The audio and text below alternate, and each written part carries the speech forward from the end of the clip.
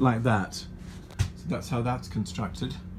And then of course this piece here coming in to another one of those sort of gizmo rigged rails. It's really not used for much at all.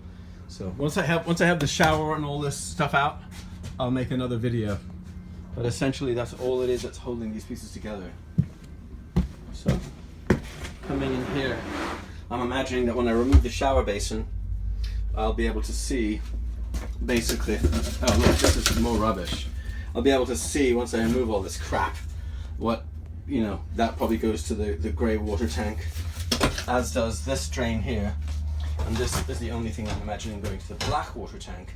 That looks probably like my water heater coming out of there. And that water heater is what brings water from those two main lines, and it comes up here on a split. But I'm assuming underneath there's a split. See there's a split, and there's the other split probably back there somewhere. And the other split comes all the way over here for the kitchen, which I'm assuming will be coming sort of up there. You see that? There it is. Very, very, very simple. Very, very simple. Now I'm just going to leave the drains the same way. So the two drains are just sort of going to be sitting where they are, and that's it.